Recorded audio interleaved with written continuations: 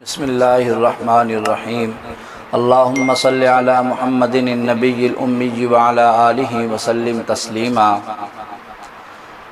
حجۃ الوداع کے موقع کے بعد ایک روز رسول اللہ صلی اللہ علیہ وسلم سیدہ ام حرام رضی اللہ تعالی عنہا کے گھر میں آرام فرما رہے تھے۔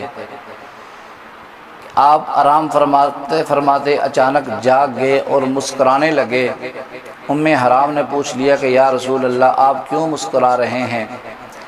رسول اللہ صلی اللہ علیہ وسلم نے جواب دیا کہ میری امت کے کچھ ایسے لوگ جو مجھے خواب میں نظر آئے ہیں، وہ سمندر کے اندر جنگ و جہاد کے لیے ایسے سوار ہیں جیسے بادشاہ اپنے تخت پر سوار ہوتا ہے۔ ام حرام رضی اللہ تعالی عنہا نے عرض کی یا رسول اللہ آپ میرے لیے دعا فرمائیں کہ اللہ مجھے بھی ان لوگوں میں شامل فرما لے۔ رسول اللہ صلی اللہ علیہ وسلم نے دعا فرمائی اور آپ پھر دوبارہ آرام کرنے لگے۔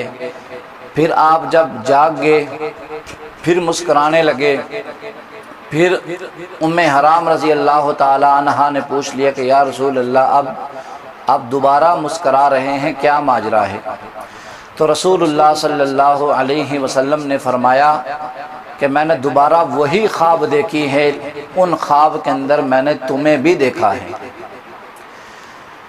تاریخ کے مطالعہ سے یہ بات پتہ چلتی ہے کہ دنیا کے اندر سب سے پہلے بحری لشکر جس نے سمندر کا سینہ چیر کر سمندر کو پار کرنے کے بعد اسلامی علم کو بلند کیا ہے، وہ سیدنا عثمان غنی رضی اللہ تعالی عنہ کے دور میں سیدنا امیر معاویہ رضی اللہ تعالی عنہ کی زیر قیادت تھی۔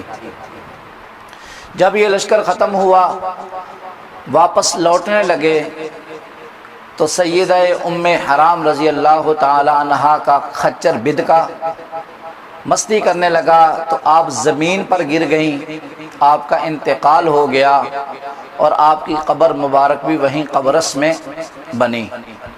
اس واقعہ سے ہمیں تین چیزیں پتہ چلتی ہیں۔